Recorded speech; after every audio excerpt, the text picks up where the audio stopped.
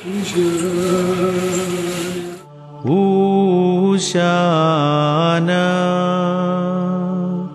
ധന്യൻ കർത്താവിൻ നാമത്തിൽ വരൂ, ധന്യം കർത്താവിൻ തിരുനാമത്തിൽ വന്നിടും. പിതൃദാവീദിൻ രാജ്യം വാനിൽ ശാന്തി, സ്തുതി സ്വർഗത്തിൽ, സ്വർഗങ്ങളിലൂശാന. കുരുത്തോലകൾ കയ്യിൽ പിടിക്കുന്നതിന് ഒരു വലിയ പ്രാധാന്യം കൊടുക്കുന്നുണ്ട്. വെള്ളവസ്ത്രം വഴിയിൽ വിരിക്കുന്നതും അതോടൊപ്പം തന്നെ വെള്ളവസ്ത്രം അണിയുന്നതും അതിനൊരു പ്രത്യേകമായ പ്രതീകാത്മകമായ അർത്ഥം നമ്മൾ നൽകണം. കുരുത്തോല കുരുന്നോലയാണ്. ഈ ഓശാന തിരുനാൾ സന്ദർഭം യേശുക്രിസ്തുവിനെ ബഥാന്യയിൽ നിന്ന് യെരുശലേമിലേക്ക് സ്വീകരിക്കുന്ന ആ ഘോഷയാത്ര, ആ തീർത്ഥയാത്ര നടക്കുന്നത്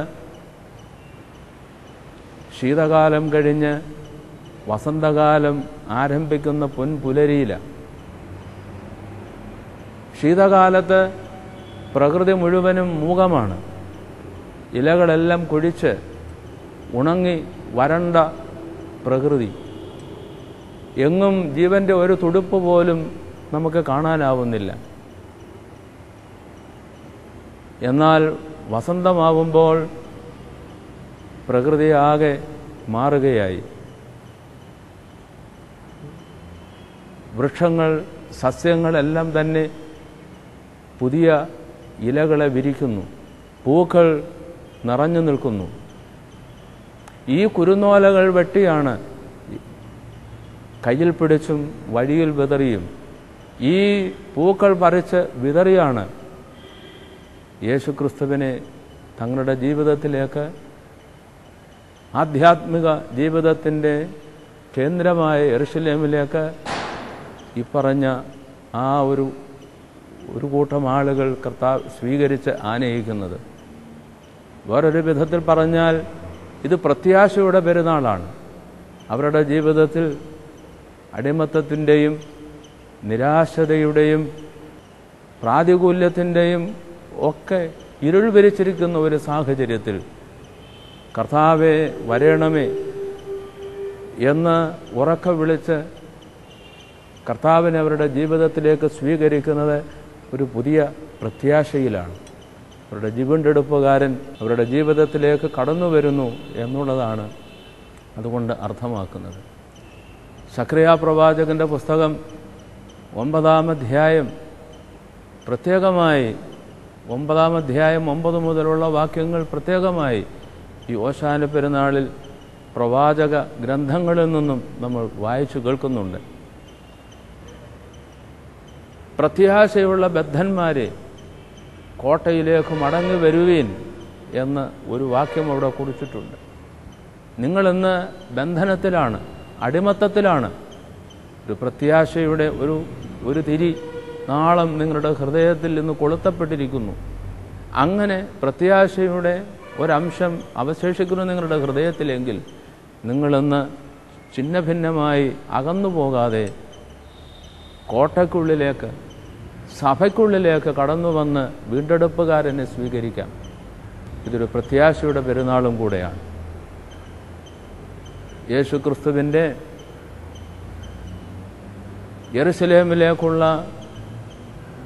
പ്രവേശനം ഇത് സാധാരണക്കാരുടെ പെരുന്നാളാണ്, കുഞ്ഞുങ്ങളുടെ പെരുന്നാളാണ്. നിഷ്കളങ്കരായ മൃഗങ്ങളെയും കൂടെ പങ്കെടുപ്പിച്ചുകൊണ്ടുള്ളതാണ്. പ്രകൃതിയിൽ നിന്നുള്ള കുരുന്ന് ഇലകളും പൂക്കളും ഉപയോഗിച്ചുകൊണ്ടുള്ളതാണ്. ഈ പ്രകൃതി മുഴുവനും യേശുക്രിസ്തുവിനെ സ്വീകരിക്കുന്നു. കുഞ്ഞുങ്ങളും നിഷ്കളങ്കരും കുഞ്ഞുങ്ങളെ യേശുക്രിസ്തുവിനെ സ്വീകരിക്കുന്നു. അതുകൊണ്ടാണ് ഞാൻ ആദ്യം സൂചിപ്പിച്ചത്, ഇത് നിഷ്കളങ്കരുടെ പെരുന്നാളാണ്, എന്ന്. Festival of the innocent. It is a festival of hope too. പ്രത്യാശയുടെ പെരുന്നാളും കൂടെയാണ്. ഈ ഓശാന പെരുന്നാൾ നാം ആഘോഷിച്ച് യേശു ക്രിസ്തുവിനെ യെരുശലേമിലേക്ക് ആനയിച്ചു കൊണ്ടുപോകുന്നത് അവനെ സിംഹാസനത്തിലിരുത്താം, സിംഹാസനത്തിലിരിക്കുന്ന വീണ്ടെടുപ്പുകാരൻ ഞങ്ങൾക്ക് ഭൗതികമായ എല്ലാ നേട്ടങ്ങളും തരും എന്നുള്ള ഒരു സാമാന്യ വിശ്വാസമാണ് സാധാരണ ജനങ്ങളിൽ ഉണ്ടാക്കിയത്. എന്നാൽ യേശു ക്രിസ്തു അത് തിരുത്തുകയാണ്. ആ തിരുത്തലാണ് ഈ പീഠാനുഭവ ആഴ്ചയിൽ ക്രൂശിനെ കേന്ദ്രീകരിച്ചുകൊണ്ട് എല്ലാ ആരാധനകളും ക്രമീകരിച്ചിരിക്കുന്നതിൻ്റെ ഒരു സുപ്രധാനമായ പൊരുൾ. ഇത് നമ്മൾ വേണ്ടവണ്ണം ഗ്രഹിച്ചിരിക്കണം. ഇനിയും നമുക്ക് ഈ വിശുദ്ധ വാരത്തിൻ്റെ പ്രത്യേകമായ ക്രമീകരണങ്ങളിലേക്ക് പ്രവേശിക്കാം. ഓശാന പെരുന്നാൾ കഴിഞ്ഞു. ഇനിയും ക്രൂശാണ് യേശു ക്രിസ്തുവിൻ്റെ മുമ്പിൽ. ആ ക്രൂശിനെ അഭിമുഖീകരിക്കുവാനാണ് ഓരോ നിമിഷവും കർത്താവ് നടന്നു നീങ്ങുന്നത്. അന്ന് ഓശാന പെരുന്നാൾ കഴിഞ്ഞു വരുന്ന ആ ദിവസത്തിൻ്റെ സന്ധ്യ പീഠാനുഭവ ആഴ്ചയുടെ വിശുദ്ധവാരത്തിൻ്റെ ആദ്യ സന്ധ്യയാണ്. അപ്പോഴേക്കും ദേവാലയത്തിൻ്റെ ക്രമീകരണങ്ങൾക്ക് സമഗ്രമായ മാറ്റം വന്നു. ദേവാലയത്തിൻ്റെ മറ കഴിയുമെങ്കിൽ അത് കറുത്ത മറയാക്കി ഉപയോഗിക്കുന്നു. നടുക്ക് ഒരു കുരിശ് ചിത്രീകരിച്ചിരിക്കും. ദേവാലയം മധ്യത്തിലിരുന്ന ക്രൂശെടുത്ത് മറ പൂർണ്ണമായും മദ്ബഹയെ മറച്ച് ഇരിക്കുന്നു. അതിന് മുമ്പിൽ ഒത്ത നടുവിൽ കൊണ്ടുവന്ന് ക്രൂശ് വയ്ക്കുന്നു. ഇനിയും ഒരാഴ്ച കുർബാന ഇല്ലാത്ത സന്ദർഭങ്ങൾ ഒഴികെ മറ്റവസരങ്ങളിലെല്ലാം ഏറിയ പങ്കും ആ മറ ഒരിക്കലും വലിക്കുന്നില്ല, നീക്കുന്നില്ല. മദ്ബഹ മറച്ചിരിക്കുന്നു. ഇനിയും ക്രൂശ് മാത്രമാണ് നമ്മളുടെ മുമ്പിൽ തെളിഞ്ഞു നിൽക്കുന്നത്. ആ ക്രൂശിനെ നോക്കിയാണ് ധൂപമർപ്പിക്കുന്നത്. ആ ക്രൂശിൻ്റെ ചുവട്ടിൽ നിന്നുകൊണ്ടാണ് നമ്മുടെ ശ്രദ്ധ അതിലേക്ക് പതിച്ചുകൊണ്ടാണ് നമ്മൾ ആരാധന മുഴുവനും നടത്തുന്നത്. യഥാർത്ഥത്തിൽ ഓർത്തഡോക്സ് സഭയുടെ ജീവിതം, സഭയുടെ ആരാധന മുഴുവനും കേന്ദ്രീകൃതമായിരിക്കുന്നത് ഈ ക്രൂശിലാണ്. ക്രൈസ്റ്റ് സെൻറ്റേഡ്, യേശു ക്രിസ്തുവിനെ കേന്ദ്രീകരിച്ചുകൊണ്ടാണ് ആ ആഴ്ചയുടെ ആരാധനകൾ മുഴുവനും. മറ്റ് സന്ദർഭങ്ങളിലെല്ലാം പിതൃപുത്ര പരിശുദ്ധാത്മാവാം ദൈവത്തെ, ത്രിയേക ദൈവത്തെ മുഴുവനും കൂടെ സമഗ്രമായി ഉൾക്കൊണ്ടുകൊണ്ടും, എന്നാൽ അതേസമയം തന്നെ പിതാവിനോടുള്ള പ്രാർത്ഥന സാമാന്യമായും ഏറെ ഉപയോഗിച്ചുകൊണ്ടുമാണ് ക്രമീകരിച്ചിട്ടുള്ളതെങ്കിൽ ക്രിസ്തീയ സഭ, പ്രത്യേകിച്ചും ഓർത്തഡോക്സ് സഭ, അതിൻ്റെ ആരാധന ഈ സന്ദർഭം അത് യേശുക്രിസ്തുവിൽ കേന്ദ്രീകൃതമാക്കുന്നു എന്നുള്ളത് ആ കുരിശ് നടുവിൽ നാട്ടിയിരിക്കുന്നതിലൂടെ അർത്ഥമാക്കുന്നുണ്ട്. ആരാധന മുഴുവനും അങ്ങനെയാണ് ക്രമീകരിച്ചിരിക്കുന്നത്. യേശുക്രിസ്തുവിനോടാണ് പ്രാർത്ഥന മുഴുവനും സംബോധന ചെയ്തിരിക്കുന്നത്. ദേവാലയത്തിലെ സംവിധാനങ്ങളെല്ലാം അങ്ങനെ ഒരുങ്ങുന്നു. ക്രൂശ് നടുവിൽ വച്ചിരിക്കുന്നു. യേശുക്രിസ്തുവിനോട് മാത്രം പ്രാർത്ഥന കേന്ദ്രീകരിക്കുന്നു. പരിശുദ്ധന്മാരോടുള്ള മധ്യസ്ഥതയെല്ലാം ഒഴിവാക്കിയിരിക്കുന്നു.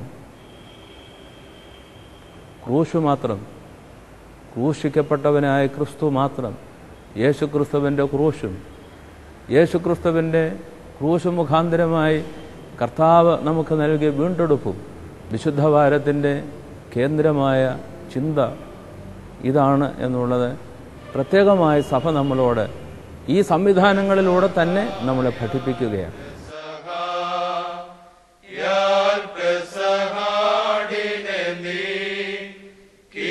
മസിഹാ മോദി ഈ ചരുളുക കൃപ പരിശുദ്ധനായ പൗലോസ്ലീഹ കൊരിന്ത്യർക്കെഴുതിയ 1-ാം ലേഖനം 5-ാം അധ്യായം 7-ാം വാക്യത്തിൽ വളരെ സുപ്രസിദ്ധമായ ഒരു വാചകം ഇങ്ങനെ കുറിക്കുന്നു: നമ്മുടെ പെസഹ കുഞ്ഞാട് മറക്കപ്പെട്ടിരിക്കുന്നു, ക്രിസ്തു തന്നെ. പെസഹായുടെ അർത്ഥം വളരെ വ്യക്തമായി രേഖപ്പെടുത്തിയിരിക്കുകയാണ് പൗലോസ് അപ്പോസ്തലൻ അവിടെ.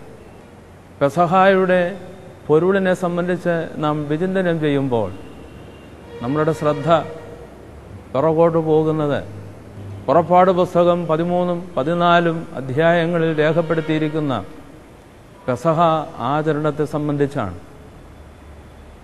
അവിടെ പ്രധാനമായും 2 കാര്യങ്ങളാണ് നമ്മുടെ ശ്രദ്ധയിൽ വരുന്നത്. അത് പുതിയ നിയമ പെസഹ ആചരണവുമായി പൊരുത്തപ്പെട്ടു പോകുന്നു. ഒന്നാമത്, പെസഹ എന്ന വാക്കിൻ്റെ അർത്ഥം കടന്നുപോവുക എന്നാണ്. യഹോവയുടെ ദൂതൻ മിസ്രൈമിലെ ഭവനങ്ങൾ കടന്നു പോകുന്നു. മിസ്രൈംകാരുടെ ഭവനങ്ങളും ഇസ്രായേൽക്കാരുടെ ഭവനങ്ങളും കടന്നു പോകുന്ന ദൂതൻ മിസ്രൈമ്യർക്ക് സംഹാരദൂതനും ഇസ്രായേല്യർക്ക് വീണ്ടെടുപ്പിൻ്റെ ദൂതനുമാണ്. കുഞ്ഞാടിനെ അറുത്ത് വിരൽ ആ രക്തത്തിൽ മുക്കി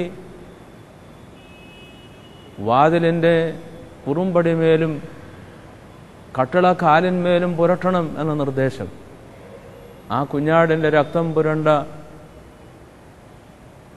വാതിലുകൾ കാണുമ്പോൾ അതിനെ സംരക്ഷിച്ചുകൊണ്ട് ദൂതൻ കടന്നുപോകും. എന്നാൽ ആ മുദ്രയില്ലാത്ത ഭവനങ്ങളിൽ അത് സംഹാരദൂതനായി മാറുകയാണ്. കടിഞ്ഞൂലുകളെ നിഘനിച്ചുകൊണ്ടാണ് ദൂതൻ കടന്നുപോകുന്നത്. മിസ്രൈമ്യർക്ക് ശിക്ഷയും ഇസ്രായേൽക്കാർക്ക് രക്ഷയുമായി പെസഹ അന്ന് ആയി എങ്കിൽ ഇന്ന് നമുക്കും പെസഹ വീണ്ടെടുപ്പിൻ്റെ പെസഹയായിരിക്കണം എന്നുള്ളത് നാം പ്രത്യേകമായി ഓർക്കുന്നു. പെസഹ ഒരു കടന്നുപോക്കാണ്. യേശുക്രിസ്തു ഇന്നും നമ്മളുടെ മധ്യേ നടന്നു നീങ്ങുന്നു. യേശുക്രിസ്തുവിൻ്റെ കാൽവരി ക്രൂശിന്മേൽ ചൊരിഞ്ഞ തിരുരക്തം നമ്മുടെ അധരങ്ങളിൽ മുദ്രയിടപ്പെടണം. നമ്മളുടെ ഭവനങ്ങളിൽ യേശുക്രിസ്തുവിൻ്റെ സാന്നിധ്യം ഉണ്ടാവണം. ക്രൂശിതനായ യേശുക്രിസ്തുവിനെ നമ്മുടെ ഹൃദയത്തിൽ സ്വീകരിച്ചും നമ്മളുടെ ഭവനങ്ങളിൽ കുടിയിരുത്തിയും കൊണ്ട് ഈ പെസഹ ആചരിക്കുവാൻ നമുക്ക് കഴിയുമെങ്കിൽ അവിടെ നമുക്ക് വീണ്ടെടുപ്പിൻ്റെ പെസഹയായി അത് മാറും എന്ന് നാം വിശ്വസിക്കുന്നു. അത് നമുക്ക് അനുഭവവേദ്യമാവുകയും വേണം. പെസഹയുടെ വേറൊരു പ്രധാനപ്പെട്ട ദൂത്, പെസഹ പെരുന്നാളിനെ സംബന്ധിച്ച് എന്താണ് പെസഹ പെരുന്നാളെന്ന ചോദ്യത്തിന് നമുക്ക് മൊത്തത്തിൽ അതിൻ്റെ സാരാംശം ഉൾക്കൊള്ളുവാൻ കഴിയും. പെസഹ പെരുന്നാൾ ഒരു ഭവനത്തിൻ്റെ പെരുന്നാളാണ്. Festival of a family. ഒരു കുഞ്ഞാടിനെ ഈ കൊച്ച് സംഗമത്തിനായി അറുത്ത് കയ്പ് ചീരയോടുകൂടെ ഉടുപ്പില്ലാത്ത അപ്പവുമായി ഭക്ഷിക്കണം എന്ന് നിബന്ധന ചെയ്തിരിക്കുന്നു. പല കുടുംബങ്ങൾ ഒന്നു ചേർന്ന് ദേവാലയത്തിലേക്ക് കടന്നു വന്ന് ഒരു വലിയ കുടുംബമായി രൂപപ്പെടുന്നു. ഈ ഒരു വലിയ കുടുംബം യേശുക്രിസ്തുവിൻ്റെ കർത്താവിൻ്റെ കർത്തൃമേശയ്ക്ക് ചുറ്റും വന്നു നിന്നുകൊണ്ട് കാൽവറിയിൽ നമുക്ക് വേണ്ടി യാഗമായി ഹോമിക്കപ്പെട്ട യേശുക്രിസ്തുവിൻ്റെ തിരുശരീര രക്തങ്ങളെ അനുഭവിക്കുന്ന പുണ്യദിനമാണ് പെസഹ പെരുന്നാൾ. ആ പെസഹയുടെ ഊന്നൽ നമ്മളിന്ന് സ്വാംശീകരിച്ചുകൊണ്ട് അതിൻ്റെ അർത്ഥം നമ്മളുടെ ജീവിതത്തിൽ ഉൾക്കൊള്ളേണ്ടത് ഇന്നിൻ്റെ ആവശ്യമായി നാം കരുതണം.